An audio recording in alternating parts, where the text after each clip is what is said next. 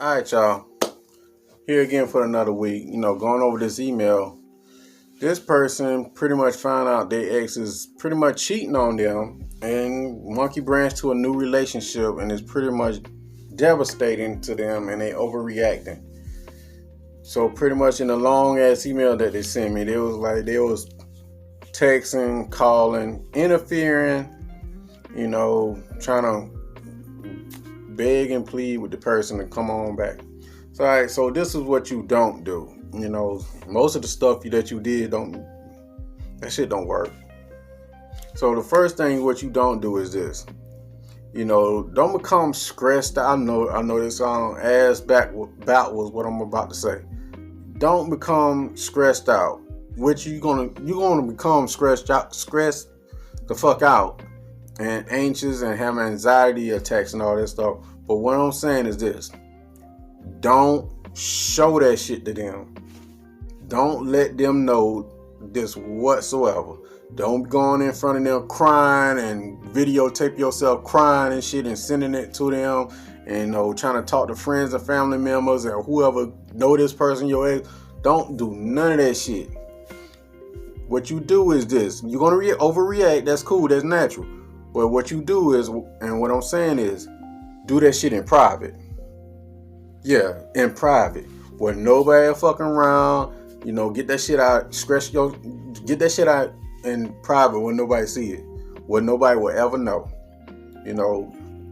That's what you do.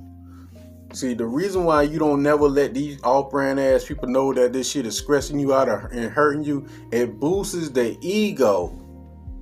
They get a joy out of seeing that shit. You think they're gonna cry along with you? Fuck no, they not sorry. Nobody hold a pistol to their forehead and force them to do that shit. They deep throating this other person. The other person ain't holding their head and none of that shit. They ain't got a knife to their fucking throat. Like, put that shit in your throat. They not doing that. They doing that shit on their own free will. Your ex out there swallowing all that sperm and semen and all that stuff out this person's body. Ain't nobody forcing them to do that shit. Ain't nobody got a collar chain around their fucking throat making them doing that shit. They probably text the painkiller, set up the time, they set up the location, and your ex got a car, Uber, bike, whatever fucking hitchhike, whatever the fuck they did to get over there to go swallow this person's sperm. I'm telling you, their belly is full of sperm. Stick a black light down their throat. This shit gonna glow. I'm telling you. So don't cry or beg or plead. Don't do none of that shit in front of them. They don't care. They don't give a damn about your feelings. So don't express your feelings to a person who don't give a damn about them. Don't write no letter to a person who don't give a damn about reading the letter. They know what they doing. They not fucking hypnotized. They not a shapeshifter. They know exactly what they doing. It's all planned out in their phone. Your ex probably paid for the hotel. Fuck it. They probably not even a hotel. In the hotel, they probably outside in public. They probably made it to the goddamn the hotel parking lot, fucking in the parking lot. They couldn't even pay for the room. They just couldn't wait. They just fucking the hotel, hotel parking lot. They probably in the park somewhere. Ain't no telling. They want to do that shit, and you up there crying about that shit. Understand this: before your ex left, they already had this other sucker ass person planned, and by the time you find out, the dirt already been done.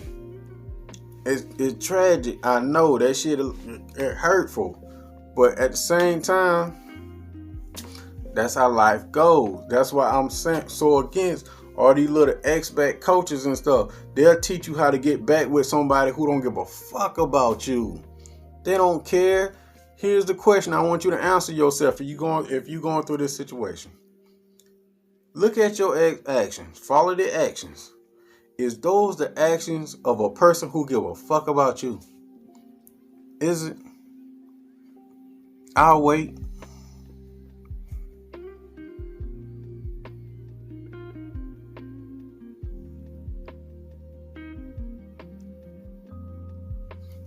Okay.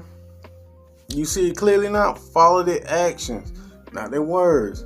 The other thing is this. You say you interfere. I guess, when people, go through these type of situations, they go in panic mode and they feel like they're losing something. They have a fear of loss and they don't want to. They don't want to lose. People, no matter what, I know that people say females can't take rejection. No, correction. People can't take rejection. I don't know too many people like, okay, man, I'm so glad to have this fucking rejection. Oh, thank you God for this fucking rejection. No, rejection is rejection. That shit hurtful. Nobody likes that shit. So don't interfere. I know it make you feel like you're losing something, but in reality, you're not. You gotta understand. These hoes for everybody. They gonna go do that whole shit that you see them doing. They gonna go do that with or without your permission. They don't feel bad for doing it. Now, understand, a lot of people ask me this question, will they regret what they do, and when they gonna feel remorse or regretful? This the only time they will feel regretful by doing what they doing. When they can't hoe no more. When they can't go out there and be a hoe no more, or nobody don't want them no more, that's when they feel regretful and remorseful. Because they can't hoe no more. They can't go out there and be a nasty ass, cum guggling ass person no more. Nobody don't want them. That's when they feeling bad. Don't interfere with what they doing. Don't interfere with their new relationship. You're going to give them something to fight for. Why? People love competition. They love it. Don't be the competition. So going so far, what I'm saying is this. Don't show no emotions. Hide your emotions from them. Why? Because it will boost their ego. 2, don't interfere with their little funky ass little relationship. Your attitude for what they can see, for what you're gonna show on the outside, like you can have that hoe. I done had them. That person done come down their throat. They done gargle my balls. I done been balls deep in the damn. If you're female, listen to this. The opposite. Say the opposite. I done nut in that person's mouth. They done drank my breast milk or whatever y'all might say. I done got money up out of you, a trick or whatever y'all say. Stuff like that. The last one is this. And I want you to understand this. There's nothing you could have done. Nothing. It was going to happen. With your permission or without your permission. They was going to do it. It was already planned out. There's nothing you could have done. There's no such thing as a perfect relationship. That shit don't exist. There's no such thing as a perfect parent, perfect person. None of that shit. Understand this. The reason why I'm saying there's nothing you could have do or done, because you can't satisfy them. They can't be satisfied. You can get in the world. They still gonna do what they're gonna do anyway.